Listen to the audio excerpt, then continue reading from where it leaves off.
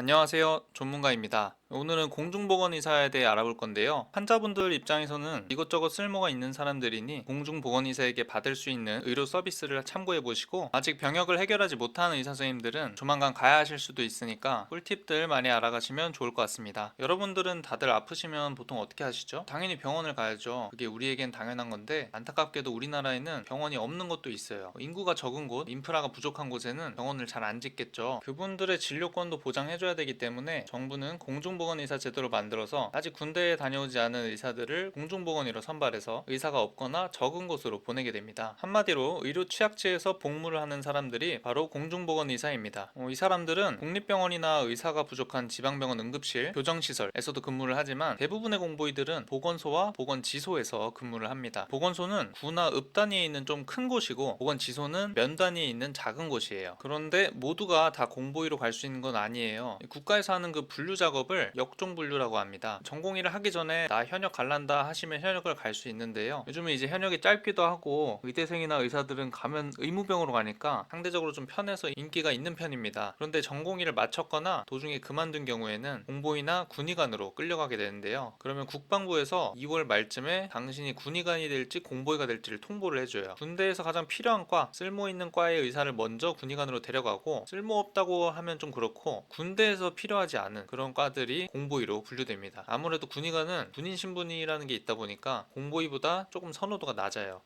아니, 많이 낮아요. 그러면 3월 중순쯤에 훈련소에 입소합니다. 기초군사훈련 3주만 받고 퇴소해요. 기초군사훈련 3주만 받는 사람들은 이제 공보이들이랑 전문연구요원, 그리고 이제 공익들, 이렇게 이제 3주만 받고 퇴소하는데요. 공보이들 모집 시기가 일정하기 때문에 보통 가면 대부분 공보이쌤들이고, 일부 전문연구요원, 그리고 이제 일부 공익쌤들도 생활관 같이 쓰실 겁니다. 젊고 아파 보이면 보통 공익쌤이고, 늙고 아파 보이면 보통 공보이쌤들입니다. 3주간의 이 천국 같은 훈련소를 끝내면 본격 배치를 시작하는 거죠. 서울에서 대학을 나와서 우리나라 전체 지도를 볼 일이 별로 없었는데, 이날부터 이제 지도 펴놓고 준비하는 거예요. 그렇지만 준비한다고 원하는 결과가 나오진 않습니다. 도 추천 방식을 한번 보면요, 이분 같은 경우도 배치 희망지를 1순위부터 5순위까지 썼죠. 그런데 결국은 5순위 전남으로 배치받게 되었습니다. 전남의 티오가 한 8, 90% 정도 돼요. 그렇기 때문에 나머지 지역들의 경쟁률이 1이 넘어가거든요. 보건복지부에서 1순위 추첨을 해서 탈락이다 싶으면 전남이라고 생각하시면 됩니다. 아무래도 수도권과의 거리도 멀고 인프라가 부족하다 보니 선호도가 좀 낮은 편이거든요. 도추첨이 된 이후에 한 이틀 정도 지나면 시군 추첨을 하게 되는데요. 전남 걸렸다고 울고 자시고 할 시간이 없습니다. 얼른 그 안에서 차선책을 찾아야 돼요. 어느 시군이 더 좋은지 공부를 또 시작해야 됩니다. 시군 추첨 방식은 집결지에, 보통 전남 도청 같은 곳이죠, 거기에 이제 전남 걸린 사람들이 다 모여요. 다 이제 침울한 표정을 하고 있습니다. 이제 순위 뽑기를 시작하는데요. 그 순위대로 원하는 곳을 가져가는 거예요. 그러니까 티어 정리를 잘 해야 된다는 거겠죠. 계략적인 티어 리스트를 한번 짜봤습니다. 이건 이제 제 경험이랑 전남에서 근무했던 후배들의 빅데이터를 가지고 만든 거예요. 아니, 왜 자꾸 전남만 보여주시냐 하는데, 전남 티어가 8, 90%라 대부분의 분들이 가시기도 하시고, 구독과 좋아요 하지 않으면 100% 전남에 가기 때문에 전남으로 이제 만들어 보았습니다. 티어는 뒤에 있는 여러 조건들로 이제 선정이 되었고, 동일 티어 중에서도 조금 더 괜찮은 곳에 꿀벌 달아 놓았습니다. 가장 먼저 위치 봐야 됩니다. 시골에 있으면 뭐합니까? 어차피 금요일 되면 자기 본가나 익숙한 곳으로 갈 겁니다. 가서 뭐 가족들도 보고 여자친구도 보고, 전 여자친구는 보면 안 되겠죠. 병역이긴 하지만 사실상 공익이라서 자유롭게 놀아야죠. 근데 위치만 보면 되느냐? 교통 봐야 됩니다. 이게 서울과 가까워 보여도 고속도로가 없거나 뭐 IC가 없거나, 공보이들이 사회 초년생이고 운전에 미숙하다 보니까 이제 IC라고 되어 있어야 고속도로로 진입을 할 수 있는 거거든요. 톨게이트가 있는 곳. 그래서 직선거리는 더 가까울지라도 이 IC가 없으면 생각보다 국도를 오래 타야 돼서 더 긴 시간이 걸리는 경우가 종종 있습니다. 대중교통을 선호하시는 분들은 KTX, SRT, 버스터미널이라도 있어야 되는데, 그것도 확인해야 진정 서울과 가깝다고 할 수 있겠죠. 다음으로는 인프라 봐야 됩니다.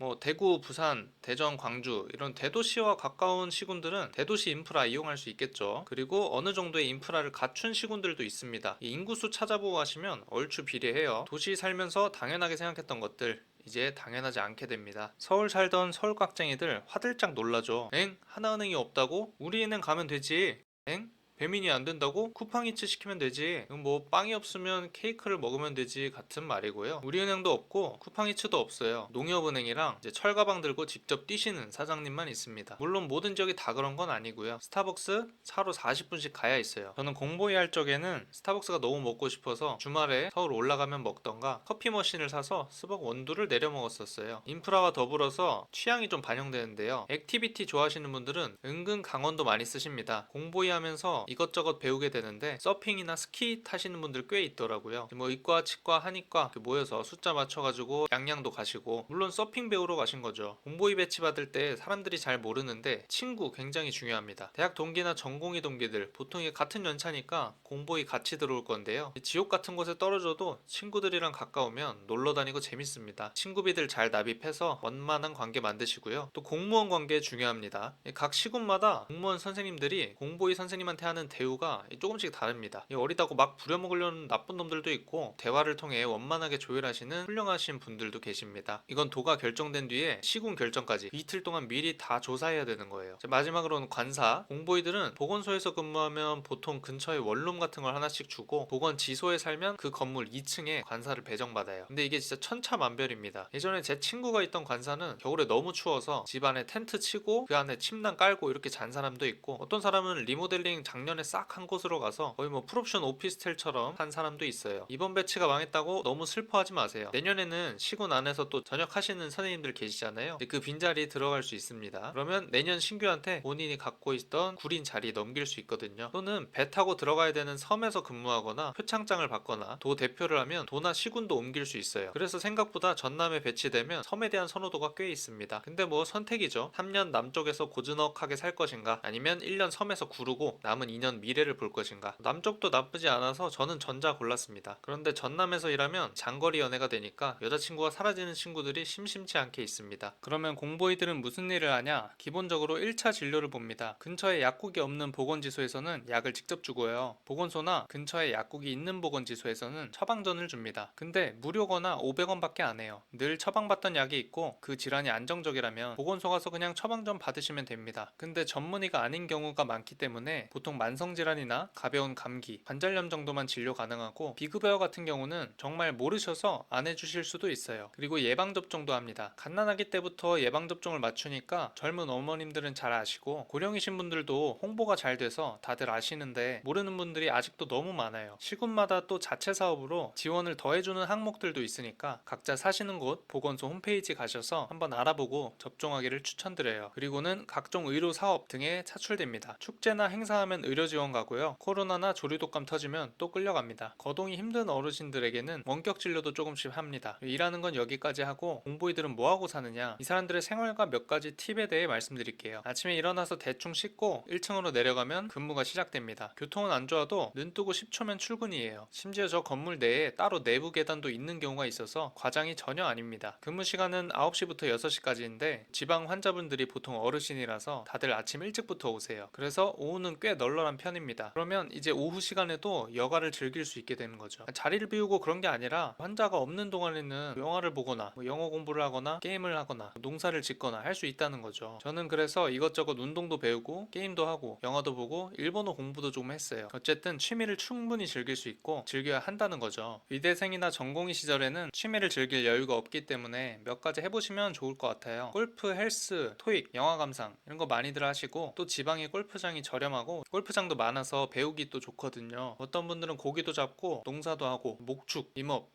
목축이랑 임업은 농담인데 낚시랑 농사는 진짜 하는 사람이 있어요. 저렇게 대규모로 하는 건 아니고 텃밭 정도? 자식 농사도 포함입니다. 그리고 지역에 간 만큼 가볼 만한 지역 축제가 꽤 있는데요. 제일 처음에 보이는 정남진 장흥 물축제, 그거 이제 전남의 흠뻑쇼죠. 연예인들도 많이 오고 전남에 젊은 사람들이 없는 줄 알았는데 저 축제 때만 되면 어디선가 다 나타나더라고요. 해남 미남 축제, 이거는 미남 아니어도 다 가실 수 있으니까 여러분들도 가보시면 좋으실 것 같고요. 또 무안 연꽃 축제, 이쁘긴 한데 제일 더울 때 곳곳에 연꽃이 피어서 가기 쉽지는 않습니다. 그리고 이제 신안에서 하는 퍼플섬 라벤더 축제. 퍼플섬 요즘 워낙 유명하죠. 정말 한 번쯤 가볼 만큼 굉장히 이쁜 곳이고, 춘천만이나 한평나비축제 이런 건 유명하니까 또 가보시면 좋으실 것 같아요. 그리고 근처 시군마다 보통 유명하거나 밀고 있는 거 하나씩은 있어요. 나주에는 배랑 한우 이런 게 유명하고, 담양은 떡갈비 이런 게 유명하죠. 이런데 놀러 가고 먹으러 가려고 친구가 필요한 겁니다. 공보이 하면 차도 사실상 필수인데요. 교통 좋은 곳 가서 잘 버티고 싶어도 일단 그런 곳은 가기가 쉽지가 않아요. 그리고 남는 시간에 놀러 다녀야 하는데 그러려면 차가 필수입니다. 요즘은 공보이가 부족해서 혼자 2개, 3개 지소를 본다는데 출장 다니기에도 훨씬 편하겠죠. 그러면 어떤 차를 골라야 하냐? 보통 운전에 안 익숙하니까 중고차나 부모님 거 훔쳐오시면 좋습니다. 저도 엄마한테 한 달만 쓸게 하고 빌려다가 3년 잘 썼었죠. 물론 용돈 좀 들였습니다. 인생에서 가장 운전을 많이 할 시기이기도 하니까 운전의 재미를 즐기신다면 좋은 걸로 가시고, 그게 아니면 무조건 중고 추천합니다. 전남이든 경남이든 충남이든 바닷바람 맞으면 차가 부식도 빠르고 감가도 엄청나요. 많은 사람들이 궁금해할 것 같은 공보이 월급. 공보이 월급은 어떻게 되느냐? 뭐 인터넷 보면 월 1000이라더라, 월 뭐 200이라더라 이렇게 말이 많은데요. 일반이로 가면 중2 1호봉의 기본급에 아래 수당들이 더해져서 대충 300만원 언저리입니다. 전문의까지 따면 대위 3호봉부터 시작해서 한 100만원 정도 더 받아요. 그리고 혼자 지소를 여러 개 맡거나 진료 장려금을 많이 주는 시군 같은 경우는 뭐 400, 그 이상이 나오기도 합니다. 근데 시골이라 돈 쓸 곳이 마땅히 없고 관사가 있어서 반값도 세이브 되니까 크게 모자라지는 않아요. 그런데 요즘 공보이가 점점 줄고 있죠. 그래프에서 공보이가 는 것처럼 보이지만 의치한 합쳐서 그런 것이지 의과는 꾸준히 줄고 있어요. 현역은 급여도 오르고 복무 기간도 단축되는데 공보이는 큰 차이가 없으니까요. 그래서 지금은 공보이 한 명이 2개, 3개 보건지소를 보고 있다고 해요. 그럼에도 불구하고 공보이는 쉬지 않고 달려오던 사람에게 강제적이나마 여유도 주고 그 안에서 배우는 것도 꽤 많습니다. 힘들고 억울할 때는 휴전선 아래에 계신 군의관 선생님들을 생각하면서 버팁시다. 작년에 정말 많은 일이 있었죠. 무책임한 졸속 행정으로 사직하신 분들도 많으시고 처단당할 뻔하기도 했죠. 올해 많은 선생님들이 공보이 또는 군의관으로 근무를 시작할 것으로 보이는데 속세를 잠시 떠나 행복하시길 바랍니다. 나중에 배치받으실 때 정말 피가 되고 살이 되었으면 좋겠어요. 오늘은 여기까지고요. 시청해주셔서 감사합니다.